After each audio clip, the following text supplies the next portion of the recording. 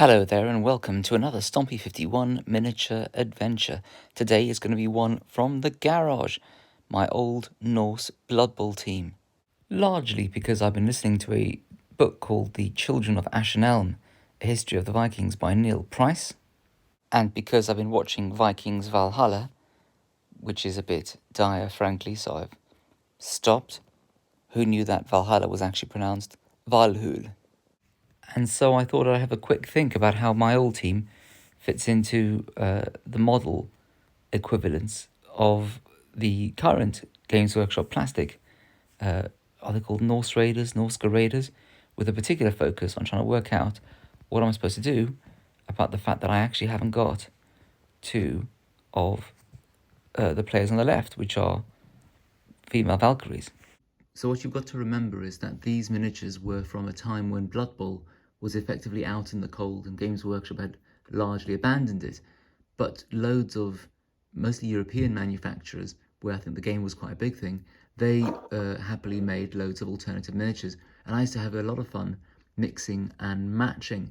So here you've got some of the original, I don't know, late 90s Games Workshop Norse linemen, I think now called Norsca Rampage lineman or something like that. But I think this guy was from Heresy Miniatures, and I just thought, look, I can just paint him to be in keeping. He's a bit thick, but, quite muscular and just likes posing a lot to the crowd. And he was always quite fun, especially if you got someone who was, just +1 strength or something like that. I mean, yes, I know the Vikings never really had horned helmets, but isn't it fun to imagine that they did? And this guy was, I think, a Gaspez Arts Chaos dude, but I thought, hey, he's broadly in keeping. You can see my approach in those days was lots of layered painting, maybe a bit of a wash, but mostly layered painting. And I think I might have done too glossy a varnish. That could easily be rectified with a matte varnish. And so those are the linemen, which I think you still have. Then I think you still have these Ulfwerenar, men who turn into wolves when you get them angry, like in the Hulk, when he looks into the mirror and he goes, the problem is, sometimes I get really angry. The problem is, sometimes I like it. And yep, that's what these guys do.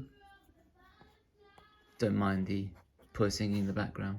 We've got a hopeful starlet there.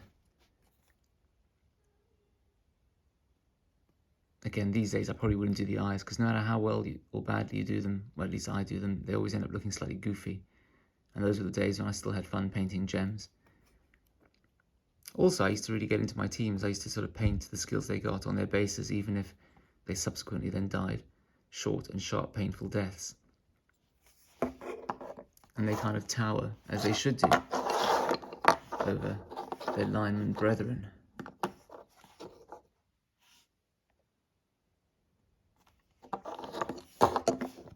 Then I believe we still have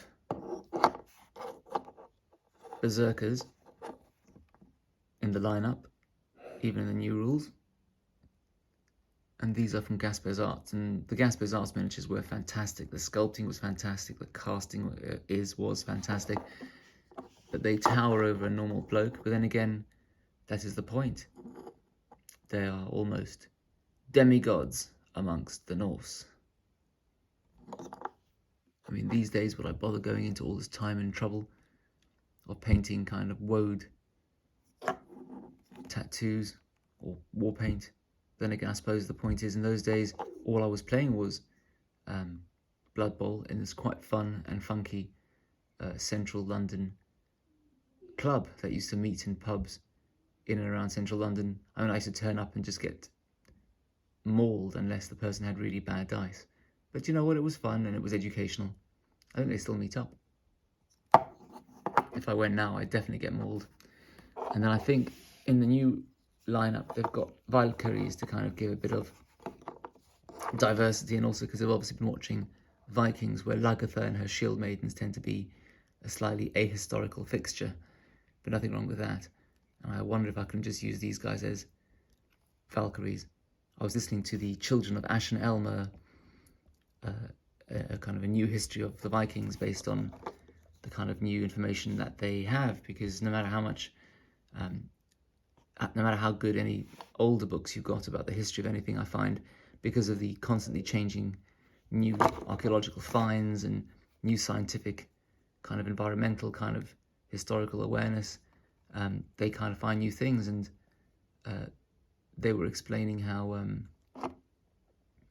the Vikings were much less fussed about sexuality and different identities of people, but that's because not only do they see it only from the point of sexuality, but also they actually believed that the kind of there were these hidden folk walking around, kind of ogres and trolls and elves, not in the kind of Tolkien sense, but that, you know, they were kind of hidden amongst the forests of Scandinavia, and you know they would help you with your fields, you know, with your harvests implicitly and with health implicitly. And so as well as having kind of layered parts of your self in terms of your gender, whatever, they also, you know, believe that some people could just turn randomly into wolves and had kind of layered spiritual elements to themselves. So that's what these guys are. That's how we're going to play it.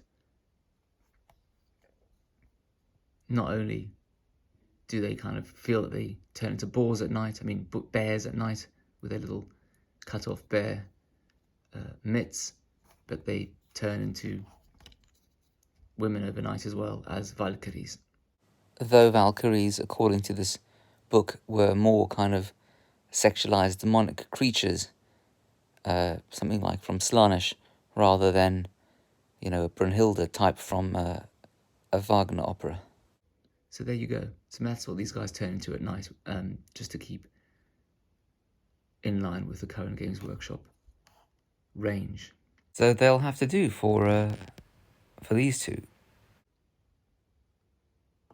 And then, of course, this guy was from Willy Miniatures, and he weighs an absolute ton. As I always say, he's worth his weight in lead these days, which, as I understand it, is expensive. And he towers over the others. Towers over the Games Workshop guys. He even towers over the Gaspez Arts guys.